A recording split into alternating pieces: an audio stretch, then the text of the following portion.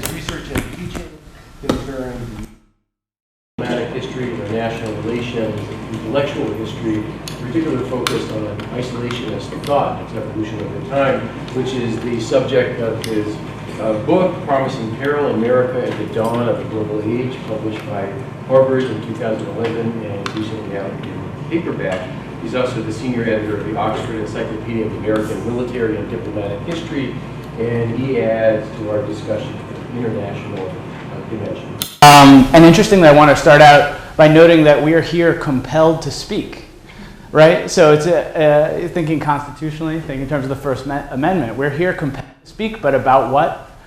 We are not. There are no prescriptions. So we're hoping to have a really good discussion with you all about that. As we think about the Constitution, as we think about freedoms, and I want us to think a little bit too about compulsion in a democracy. So should we be compelled to vote? Should we be compelled to be more ethical citizens? What are the ways in which a sort of more laissez-faire approach operates for other countries versus compulsion within other democracies? One place to start, I think, is to consider a sort of straw man, as evidenced by polls from Pew, Gallup, and others. They tend to depict an American public that broadly believes not so much what the Du Boisian ideal might have us hold, but rather others and the Constitution itself are relatively inerrant. Right? Many Americans really do seem to subscribe to this view that the Founding Fathers had this kind of prescience. The Constitution itself was designed for all moments and all times and could be adapted, or perhaps in an originalist interpretation does not need any adaptations. And they argue globally that though most Americans recognize in poll after poll that there are flaws within the system here, it's the best of all the systems out there. So let's interrogate that a little bit, shall we? In many ways, there are elements of this that are right. Right?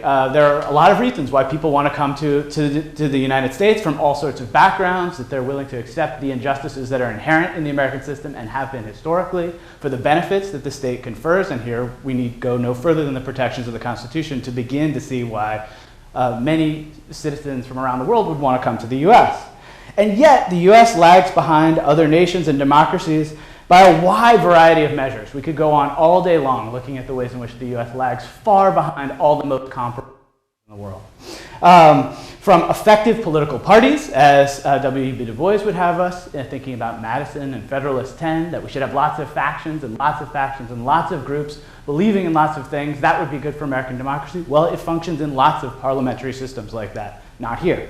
To other forms, most notably registered voters and registered voting turnout. And I'm going to focus on that a little bit because it's a great metric for understanding flaws within our system and what the 13th, 14th, and 15th designed to push back against. There are also wide disparities in the US in terms of income inequality of voter turnout. This is an unappreciated fact, but the countries that compel people to go to the polls most get the broadest swath of their public voting. No surprise, there aren't income inequalities there, whereas in the US, of the highest 1%, you have almost 100% turnout at the voting polls. That's the single largest demographic in the US, and it has been for more than a generation. Other disparities, I could go on and on, but one that's interesting too is that the US is the farthest outlier of 31 comparable democracies around the world today in the ratio of people to representatives. That is, there's something like about 550,000 people to one representative in the US. No other democracy in the world today has a ratio anywhere close to that.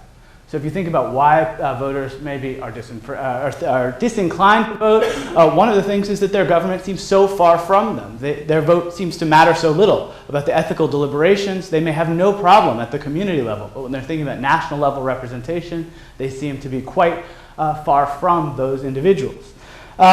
So in my brief time today, I just want to raise a few ideas about these sorts of comparisons. But first, sort of some of the ideas, right? One reason that we come together to think about the Constitution, think about these, particularly these amendments, is related to what sort of political theorists argue that the most obvious measure of citizenship, though problematic though it may be, and of citizen participation, has to do with voting and voter turnout.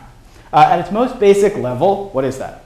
It includes how many vote and who they are, but it also includes measures of various kinds, like the percentage of registered voters voting. And here are the historical comparisons and trajectory is really important. Thinking about the three chapters that Professor Chappelle was talking about, or the history of disfranchisement, and the efforts of people to push back against who could register, right? So the fact that so many people can register in the US and either push back against through structures of governance or choose not to register and vote is significant, and is particularly important in a comparative global context where you simply don't see these numbers. Other people come out to vote, compelled or otherwise. So as some analysis, why that is also significant. But regardless of which measure one selects, and against the implicit terms of enfranchisement from the 13th, 14th, and 15th Amendments, and here the 19th as well, women's suffrage, we see voter turnout in the US as roughly 38% across midterm and presidential elections. How does that compare to others? 93% vote in Belgium, 80+% vote in Australia. Pick those two very specifically. What's interesting about them? Those are two states that compel their citizenry to vote. Actually, voting there, no-shows at the polls can be fined. And very often in states like Australia or Belgium, you have the benefits of the state being accrued only to those who exercise their obligations to the state. So if you want if you want a driver's license, if you want access to social welfare, you have to vote. Now, often they're not as punitive as the laws on the books make it seem, but you get a lot higher turnout of voters. You also, there are great political science studies to show that you get a more informed electorate as well, right? So that's an important component here. What kind of, back to this Du Boisian question and back to the essential battles of the 19th century, what kind of voters do you want? Well, if you compel people to go to vote, you tend, on average, to get a more informed electorate, in part because then they have access to the social services and other things that the state can offer, which they're voting for, right? So it's sort of a reciprocal or feedback effect, getting them more involved and then making them more invested in the state. Supporters of compulsory voting pretty much are non-existent in the US political landscape. I was searching for them for this talk today, and I couldn't find any really high-profile compulsory advocates. But at least at the level of theory, there are lots of political theorists and others who talk about this. They describe it as a manifestation of civic duty, akin to other things that we think of as mandatory and that citizens, though they object, tend to do. You could think about mandatory taxation, right, or filing your IRS forms. Or state-imposed obligations, or local, like jury duty, right? We may not like it, but we do it. Well, we don't think of voting. Or you could think of it at the more stringent level, right? Compulsory military service and the draft. These are things that lots of Americans have had vigorous disagreements about, but ultimately the state has the power to coerce individuals to serve in the armed forces. Why not think about voting and other civic kinds of duties? That is how other states operate. You think about mandatory service requirements in countries like Israel, for instance, have much higher turnout rates at the polls.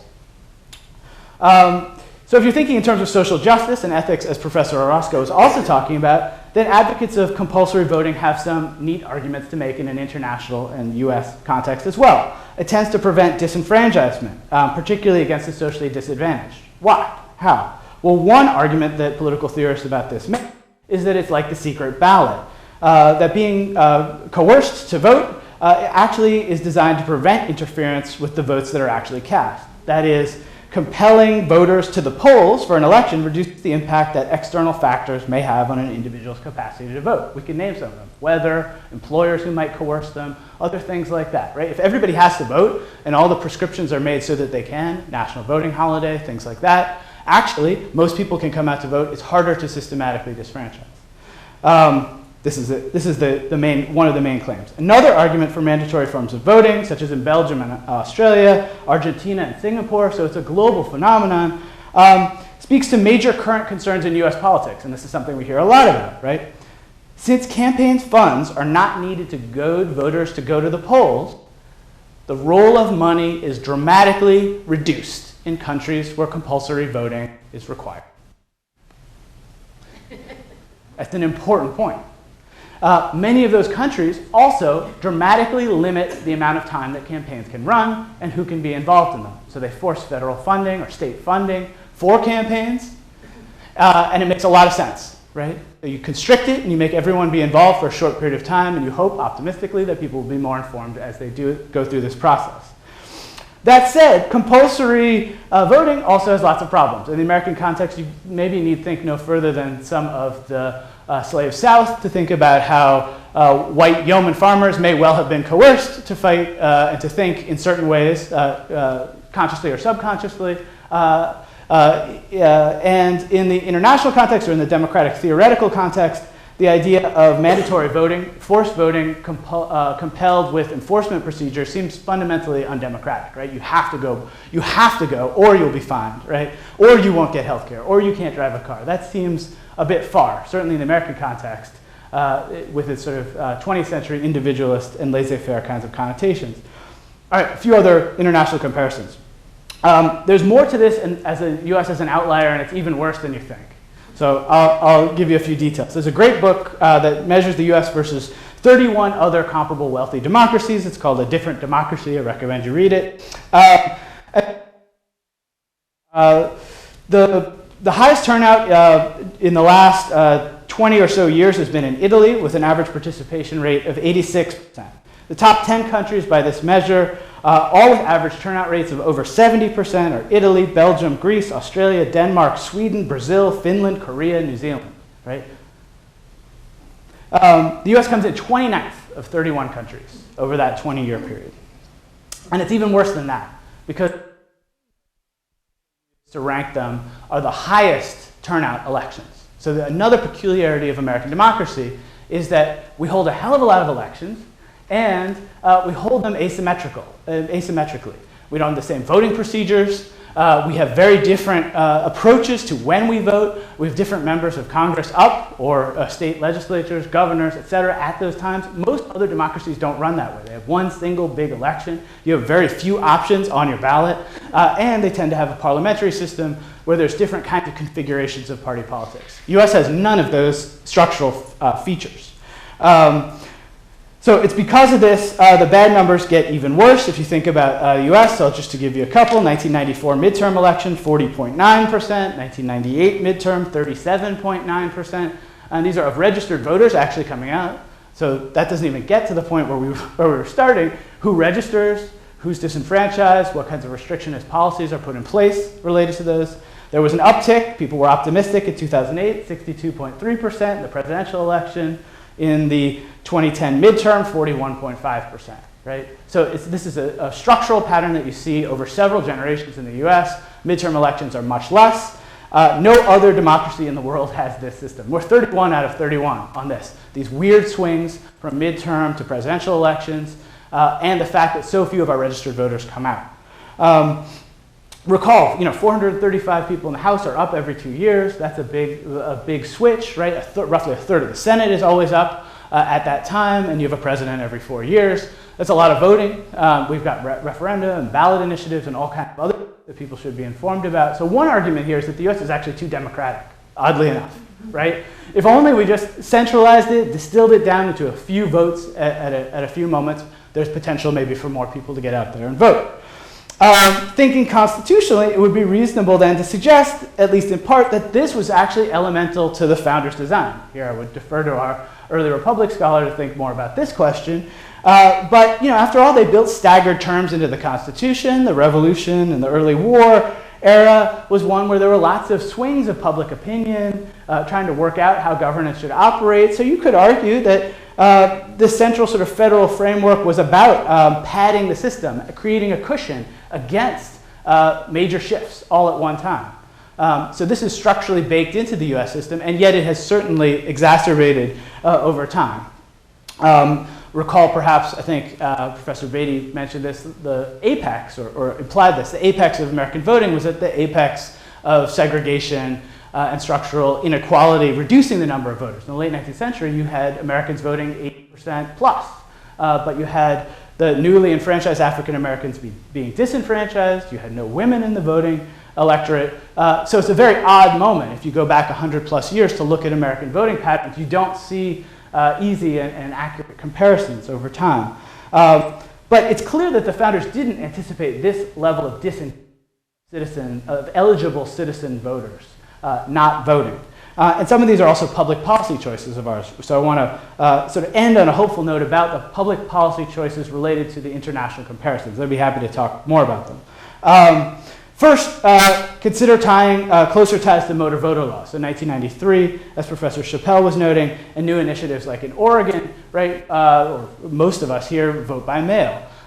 Most other democracies in the US allow voting by mail. Lots of other large democracies like India have online voting. The fact that the US lags behind, technologically behind and structurally behind in those ways of opening up the electorate to more people is a real blight on American democracy, I would argue, regardless of what you think about the party politics. The US is the only democratic nation among the 31 or so to which it's usually compared that does not automatically register voters. So all this argument about restriction, et cetera, I would argue is sort of it's a red herring, or it's a false flag, right? The whole point of democracy is about getting people. One of the points of democracy is getting people out there invested.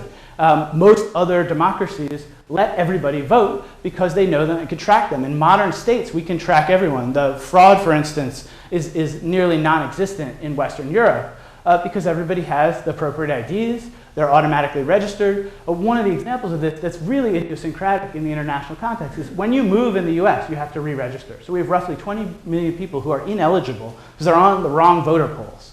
Right? Regardless of the politics involved there, it's just because they've moved. They might have moved down the block, but they actually should be enfranchised, but they're technically disenfranchised because of that. And different states, different localities have different rules related to that, which is another problem. Why not have a uniform set of principles? Virtually every other democracy around the world, not just in the West, does that. Another couple sort of points like this. Felon disenfranchisement is very much an American problem. Of the 31 comparable countries, none has the systematic felon disfranchisement that the US has, right? So again, regardless of what you think about that as a political principle, the US is an absolute outlier in that as a democratic kind of component of governance. What's worse is that that's asymmetrical, as the slide that Professor Chappell put up, right? So the limited number of countries that have some felon disfranchisement, they do that across the board. But we have some states that do that much more punitively than others. And that seems fundamentally unfair at a level of national governance and principle. All right, finally, in terms of short-term timing and mechanisms, the US is the only country that has a single day, one-day voting, limited voting period in terms of national politics. It differs from every other democracy around the world, all of which allow more than one day and at least one non-working day to vote. So of the 31 other most comparable wealthy countries in the world, the US is the only one. And this is a 20th century, took place more slowly. In fact, there was no such thing as pre-registration. You could show up and vote. Most voting still takes place in localities where you are known or can be known to the people who administer polling stations. So this should be simple. The fact that a series of public policy choices over the 20th century made that shift in the US and in comparable countries around the world that the voting is the other direction. And we can see with refugee crises and other migrations whether or not that continues to hold. All right, so finally, in the best interest of the Constitution and sort of connections between civil liberties, voting, and citizenship, I want to close with one insight that all the comparativists make. And that is that it seems that scholarship supports that the fact that increased political participation in most countries around the world, and as measured by voting turnout, clearly stimulates broader interest in politics. And you can see this in polls, you can see this in a variety of surveys.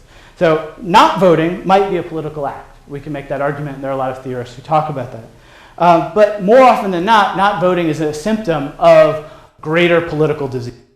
And in the countries that have compulsory voting or higher voting turnout, there seems to be much more of a sense of civil education, knowledge, and thus sort of political stimulation for people to be more involved in politics. So I would argue that one example of that here in the US might be efforts like Constitution Day. That though we're not all compelled to be here, we are hopefully about to have a good conversation about political processes and about the Constitution, and therefore this is the sort of thing that could lead to the more meaningful kinds of discussions that other democracies and other states in the world perform and therefore increase their voting turnout. Thank you.